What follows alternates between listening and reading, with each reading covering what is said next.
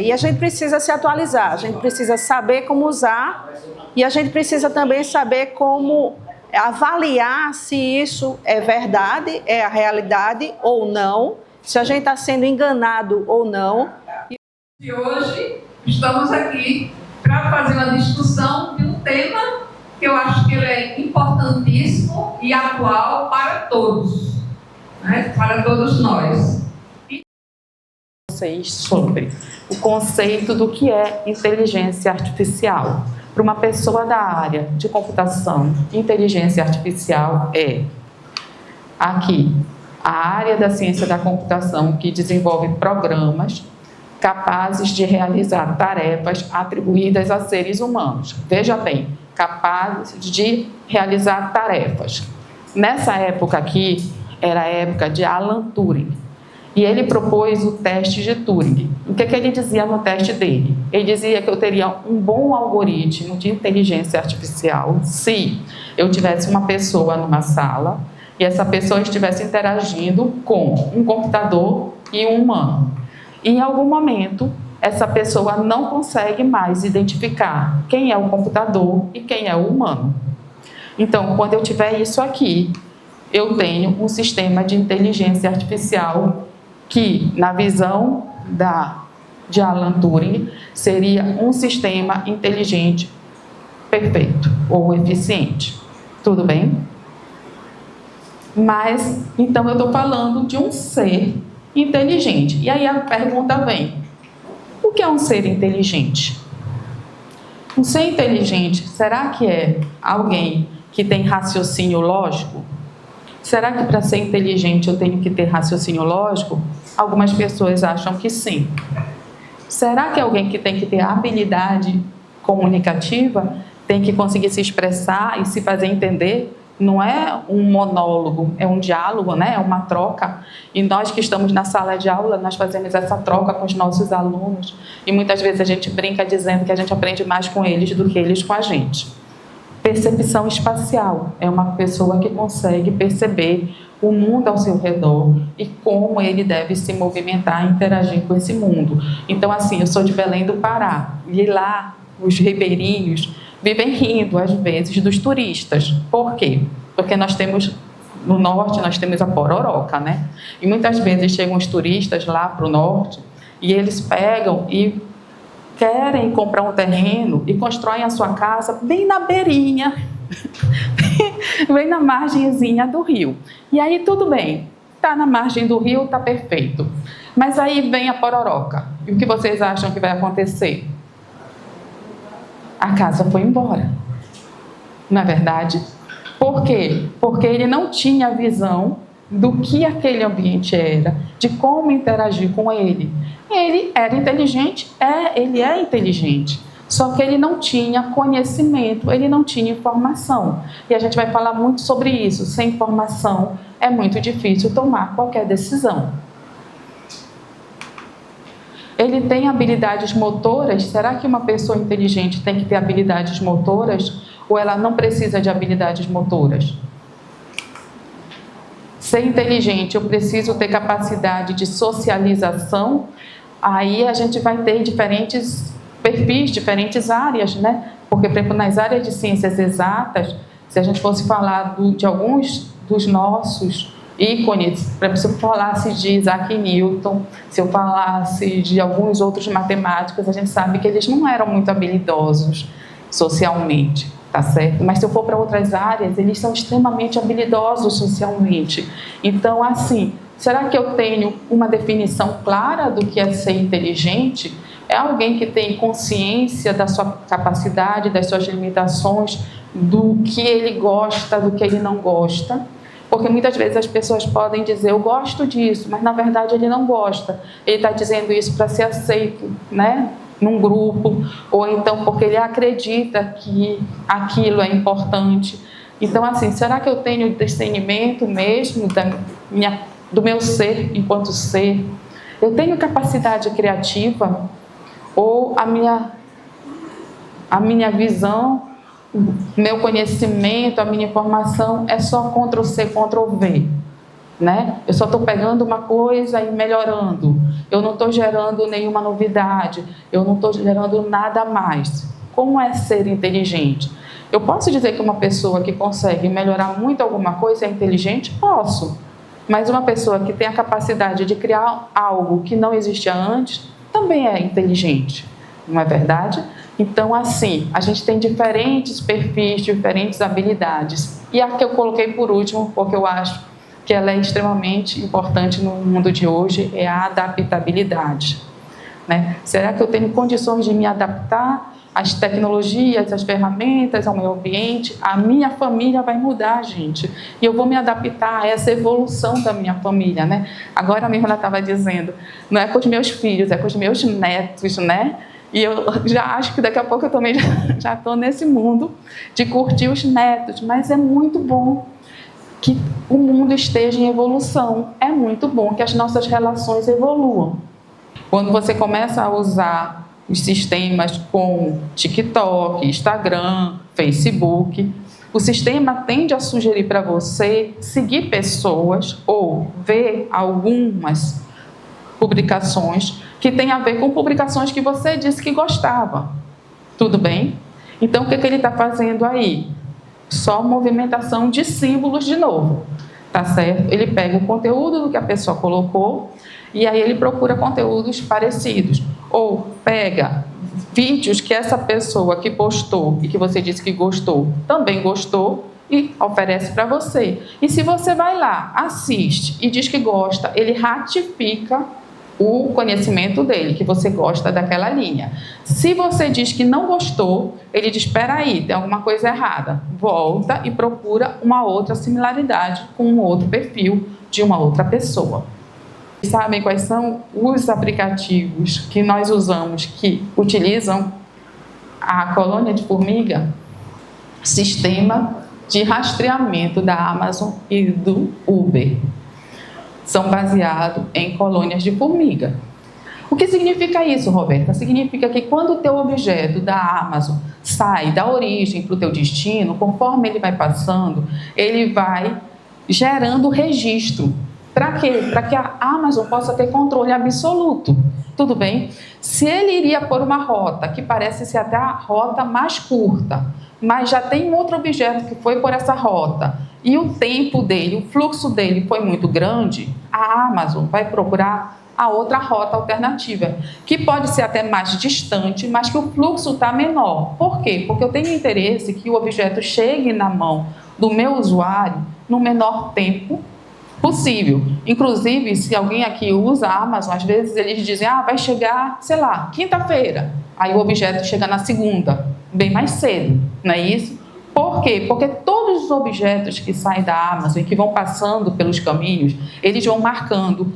Passei por esse caminho, gastei tanto de tempo, quer dizer, ele vai dando um documentário, tá certo? E esse documentário a Amazon usa para o próximo objeto, se vai passar por ali ou não. Tudo bem? A nível de Uber, é para escolher o carro que vai atender você. Então, você vai escolher um carro, aí eles têm umas categorias lá de carro, que eu não me lembro agora. Então, assim, vamos supor, econômico, acho que é isso, econômico, conforto, e assim vai, tá certo? E aí ele vai procurar qual é o carro que está mais próximo, ou que está mais fácil de atender você. E fácil de atender você não significa que esteja mais próximo, tá certo? Mas que vai conseguir chegar aonde você está no menor tempo. É nesse sentido. E aí ele usa as informações dos outros carros. Por quê? Porque só a distância não é suficiente. Só o fluxo não é suficiente. Eu preciso de mais informações para poder dar um direcionamento melhor para a minha escolha. Então, eu tenho informação, com essa informação, eu tomo uma escolha. Tá certo? Até aí, tá tranquilo, né? ChatGPT e Gemini do Google, né? Que são sistemas onde você faz perguntas e ele gera um texto para você. A questão é, ele gera um texto com o que ele encontra na internet, tudo bem? E aí a gente tem que entender que a internet é a terra de todo mundo. Tem textos técnicos, tem textos não técnicos. Uma pessoa pode abrir um blog e ela não ser doutora, nem sabe, mas ela vai botar a opinião dela. E o ChatGPT não consegue fazer essa distinção. Isso é a opinião dela. Então, ele vai trazer aquilo como informação. Se na internet tiver muito texto, e é um estudo que foi feito e foi provado que realmente tem, me desculpem, mas muito textos assim, machistas, falando algumas coisas assim, uns discursos machistas, em alguns textos que eu peço para o ChatGPT me trazer de volta, se eu não faço treinamento nele, ele me traz a fala machista. Tudo bem? Quando vocês pegam os filtros, a gente não tira foto, aí pega e faz um filtro para você ficar mais bonita, né? Dá um retoquezinho, tirar a olheira, coisa e tal. Mas prestem atenção, os nossos filtros, eles tentam fazer com que você fique mais bonita, mais harmônica, mais tudo. Mas, respeitando a sua etnia, se você é morena, você continua morena, ou ele tenta trazer você para um padrão europeu. Ele tenta clarear sua pele, tenta colocar os seus olhos, sei lá, azul, verde, violeta. O que ele está fazendo? Porque, indiretamente, ele está dizendo alguma coisa para você. Ele está dizendo que quando ele passa um filtro para melhorar a sua imagem, uma imagem bonita tem aquelas características, não é verdade? E aí, se eu pegar uma pessoa muito nova, ou uma pessoa desavisada, ou uma pessoa assim, a pessoa começa a achar que aquilo realmente é um padrão de beleza. E aí ela pode se mutilar, porque ela vai querer obter aquele padrão de beleza. E isso é um risco muito grande, não é verdade? Por quê? Porque, na verdade, eu acho que todas as raças são bonitas. Eu brinco, às vezes, quando eu estou dando aula, dizendo a seguinte frase: imaginem que eu tenho o meu jardim, e o meu jardim tem diferentes flores. Se ele só tivesse um tipo de flor, ele não seria tão bonito como ele é com a diversidade que ele tem. Eu tenho flores pequenas, eu tenho flores vermelhas, amarelas, com cheiro, sem cheiro, não é verdade? Então, assim são as pessoas. Todas as pessoas são bonitas, tá certo? Então, eu só olho para esse público e acho lindo porque ele tem diversidade. Porque cada um de vocês são únicos. Tá certo? Agora imagine que todo mundo fosse só um padrão, que eu só visse uma coisa. Não seria diferente? Imagine um jardim que vocês vão entrar e só vão ver um tipo de planta. Vocês vão achar bonito? Bom, então o risco com o ChatGPT é que ele trabalha com probabilidade estatística, ele vai trabalhar buscando dados de textos que têm as palavras que você colocou na pesquisa. Por outro lado, a gente está dizendo que eu tenho uma IA criativa, mas eu posso gerar o mesmo texto para duas pessoas diferentes. E aí tem a questão do plágio, porque às vezes tem pessoas que fazem, hoje em dia, desculpem, mas tem pessoas que fazem artigos, TCC, dissertação, e tentam fazer tese de doutorado. Na minha época, a tese de doutorado tinha que ser uma coisa inédita. Hoje em dia não é mais isso, né? Eu já sou velha, já até cheguei a dizer quase a minha idade para vocês, né? Na minha época tinha essa questão. Um doutorado é uma coisa inédita, gente. Hoje em dia o doutorado não é mais essa coisa inédita, tudo bem? E aí imagine, uma pessoa pega um ChatGPT para escrever o texto da sua tese de doutorado. E aí ele tem uma leve ideia do que ele quer, dá um conjunto de artigos para o ChatGPT para ajudar a escrever o texto dele. Uma outra pessoa em outro lugar, em outro país, pega o mesmo ChatGPT, o mesmo conjunto de textos, ou quase todos iguais, com poucas diferenças, e pede para gerar um texto sobre o mesmo assunto. Vocês têm alguma dúvida que ele vai gerar a mesma coisa? Bom, benefícios da IA que são inegáveis. A IA na área médica. Processamento de sinal, de exame, operação, tá certo? As próteses, quer dizer, remédios, fármacos. Então, é muito grande. A IA para acessibilidade. Eu acho que é uma das áreas mais bonitas da IA e uma das mais difíceis de serem desenvolvidas, tudo bem? Mas a gente tem a cadeira, a gente tem a bengala. Hoje em dia nós temos alguns estudos de IA que é algo parecido com isso que eu vou dizer para vocês. Imagine que eu sou um médico e que eu posso colocar um capacete, eu vou chamar um capacete, mas não é capacete, eu não me lembro o nome do equipamento, na cabeça da pessoa, e eu posso botar o mesmo equipamento na minha cabeça. E eu vou perguntar para a pessoa, está doendo muito? E a pessoa diz para mim, está doendo horrores. Mas o capacete faz com que eu tenha uma sensação do que ela está sentindo de maneira suavizada. E aí eu sei que não é um horror. Por quê? Porque a pessoa vai dizer o que ela acha. Então ela pode eventualmente conduzir um profissional, um médico, para achar que ela está à beira da morte e ela não está. Tá certo? Porque ela vai dizer segundo a opinião dela, segundo a vivência dela, não é? A IA para a área de esportes. Aqui a gente pega movimentos de atletas que já conseguem fazer, e aí eu estou treinando um novo conjunto de pessoas. E ela acha que faz aquele movimento corretamente. Eu posso mostrar para ela o movimento dela e o movimento do atleta, que faz aquele salto perfeito, que faz aquele saque perfeito, que consegue fazer um nado sincronizado com um movimento muito difícil, e aí eu consigo treinar ela melhor, porque ela consegue ver os pontos de divergência e consegue corrigir isso. A IA na educação, né?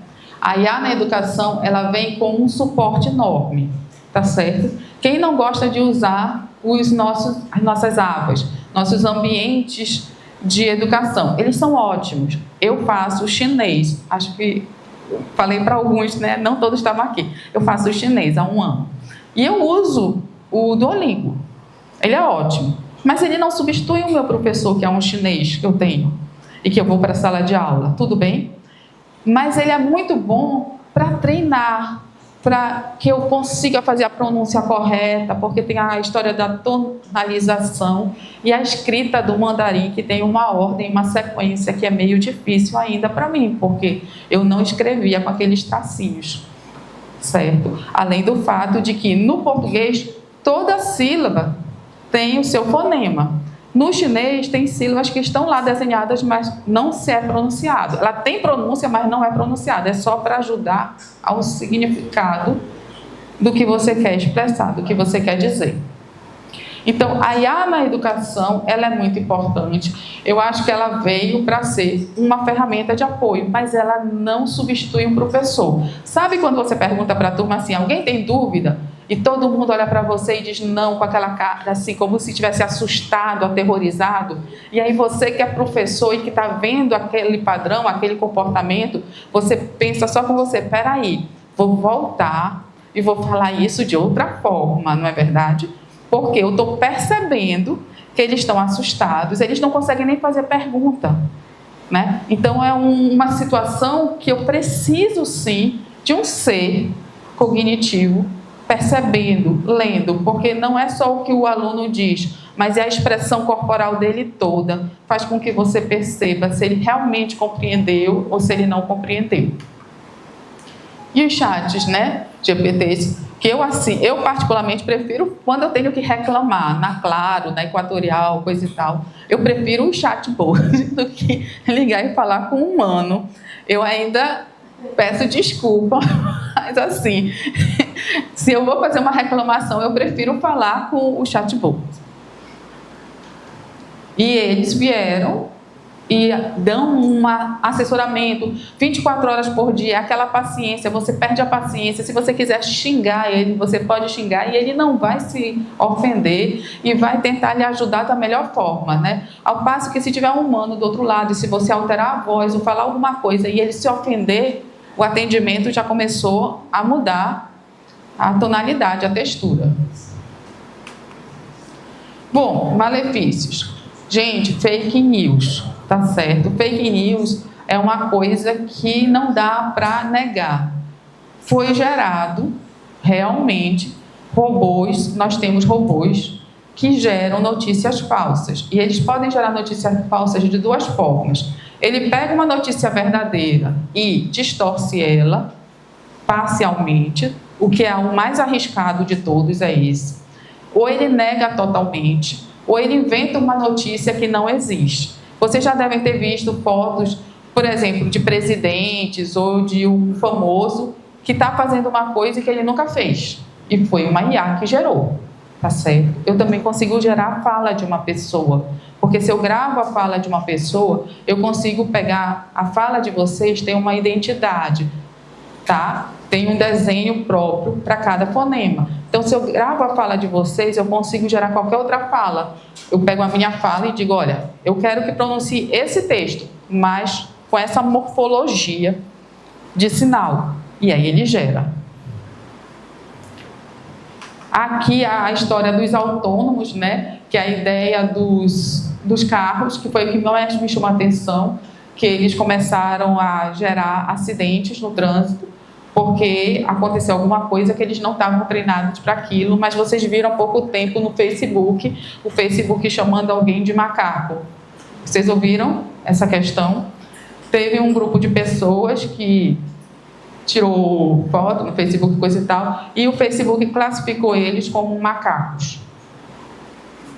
E aí, depois eles entraram com um processo contra o Facebook, coisa e tal, e a resposta do Facebook eu achei bem bonitinha. O problema não é nosso, foi o algoritmo que não foi treinado para imaginar que tinham pessoas dessa cor.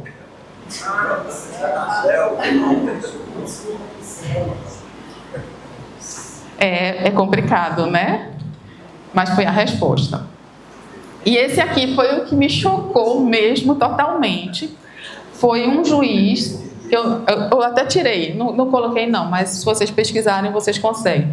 Um juiz que baseou a sua tese num... Veja bem, em vez dele fazer a peça dele de juiz, ele pediu para o ChatGPT fazer. E aí o ChatGPT, quando fez, ele criou uma jurisprudência, criou um caso que não existia para justificar o que o juiz queria ter como conclusão. Então foi como se o juiz dissesse, faça uma peça para esse caso e eu quero que a conclusão seja essa. Bom, para chegar àquela conclusão, o ChatGPT precisava de alguma coisa que não tinha. Ele inventou. Inventou e deu a sentença e foi publicado. Aí o advogado da outra parte procurou aquele caso e o caso não existia. Tudo bem, aí vão atrás do juiz, o juiz vai dizer que pediu ajuda do ChatGPT. Vocês imaginem se o nosso médico vai passar agora uma receita para você tomar e ele pede ajuda do ChatGPT para passar a receita, né? Como vai ser complicado o mundo. E aí, se eu tenho uma tarefa que requer criatividade e requer empatia, eu não tenho nenhuma ferramenta, nenhum algoritmo, nenhuma IA nesse momento que me ajude. Então tem que ser um ser humano. Se eu tenho uma atividade que não requer criatividade e precisa de empatia, olha só, eu preciso de um humano mais um algoritmo, mais uma ferramenta de IA. A ferramenta de IA, ela vai sugerir para vocês um conjunto de soluções, mas o humano, que é a pessoa que tem empatia, é quem vai fazer a escolha, o filtro de qual daquelas várias soluções são aplicáveis ou não, tá certo? Porque a gente pode dizer para a IA, olha, o meu problema é que eu quero solucionar o problema de câncer de pele. A IA vai dizer, bom, câncer de pele é uma doença associada a pessoas de pele branca. Mata todo mundo de pele branca. Resolveu o problema? Resolveu, acabou com o câncer de pele. Tá certo? Mas não é uma solução que tenha empatia, tá certo? Mas ela vai resolver da maneira racional e lógica dela. Ela não tem julgamento, ela não tem valores, ela não tem preconceito, ela não tem ética, gente, tá certo? Ela não tem moral. Se eu tenho uma atividade que precisa de criatividade, mas não precisa de empatia, de novo eu vou ter o humano mais o algoritmo. E se eu tenho uma atividade que não requer criatividade e não precisa de empatia, eu posso usar só o algoritmo de IA sem humano. Nós vamos dizer que são aqueles trabalhos repetitivos, enfadonhos, que geram até risco à vida de um ser humano. Tudo bem? Então não tem por que eu colocar um humano se eu posso ter uma IA que vai fazer isso. O que a gente espera no futuro da IA? E, gente, no congresso que teve ano passado, aqui em Maceió, no Centro de Convenções, foi discutido esses tópicos aí todos. Um deles, comprometimento com princípios éticos. Nós vamos começar a pensar que agora eu vou gerar algoritmos de IA que tentem, de alguma forma, ter barreiras para evitar que questões éticas que não deveriam ocorram. Eu começo a trabalhar algoritmos de IA que tenham empatia. Eu já ouvi falar, e vocês já devem ter ouvido falar, de algumas pessoas que se apaixonaram por uma IA. Não é verdade? Beleza. Mas eu preciso de uma IA que tenha empatia. Para ela ter empatia, ela tem que ter percepções de algumas coisas que eu tenho na psicologia. E hoje em dia a gente está estudando teoria da persuasão, neuropsicologia e uma outra área da psicologia que eu me esqueci agora, que se eu falasse eu iria mentir para vocês, porque eu não sou da área, para tentar dar a nossa IA um gás nessa área, porque nós não temos ainda. E essa IA sensível ao contexto ambiental. A gente brinca dizendo que quando sair, apague as luzes. Sabe o que vocês dizem para os filhos de vocês, quando a gente está em casa, né? Olha, quando sair da sala, apaga a luz. Quando sair do quarto, desliga a televisão. O que significa isso? Eu tenho grandes bases de dados, grandes data centers. Esses grandes data centers, eles consomem uma quantidade de energia assustadora. Certo? Se nós continuarmos consumindo IA do jeito que nós consumimos e continuarmos gerando data centers enormes como os que nós temos agora, pode ser que daqui a pouco a energia que o mundo inteiro produz seja somente para manter os data centers ativos. E a ideia é, eu estou agora trabalhando com uma IA que vai dizer para você, eu não quero estar o meu data center todo ativo. Se ninguém está consumindo uma parte ou uma área, ou está consultando aquele conhecimento pode estar stand-by, adormecido. Não precisa estar consumindo energia, não é verdade? Mas eu tenho que ter algoritmos que consigam perceber quando a pessoa vai começar a consumir aquela área e quando eu tenho que aumentar a área. Por quê? Porque o ser humano já está acostumado com o computador, onde você aperta o botão e ele lhe dá a resposta. Então, se a gente voltar àquele computador de antigamente, onde você teclava ali, ficava tanto para vir uma resposta, vocês vão se irritar. Essa geração mais nova, então, nem usaria. Então, nós estamos discutindo como é que eu posso ter um conjunto de algoritmos que tenha esse tipo de cuidado ou de preocupação, que ele consuma menos energia, que ele procure fazer reusabilidade. A gente está falando muito em reusabilidade de componentes, porque nós, quando usamos o meu notebook, ou vocês usam o celular de vocês, tem um conjunto de elementos que são nobres, tá certo? E que eu não tenho na natureza, assim, a perder de vista, de forma infinita. Eu tenho uma capacidade limitada, finitária. Então, como é que eu vou trabalhar essas coisas? Porque, senão, isso vai inviabilizar a vida, não só da IA, mas da computação e a vida do ser humano que já está acostumado com os benefícios que a tecnologia traz. Muito interessante, proveitosa. Eu sou aposentada, Márcia Chaves Gamboa, né? E tenho uma filha de 13 anos. E na escola, ela está na 8ª série, então a gente vê que muita coisa eles falam, eles têm na escola, então eu vim exatamente com uma curiosidade de saber como é que funciona. Então, para mim, foi super esclarecedor. Parabenizo o grupo da ADOFAL que proporcionou, principalmente a nós aposentados, esta possibilidade. Eu agradeço e parabenizo, estarei aqui numa próxima oportunidade com um tema muito importante como foi este.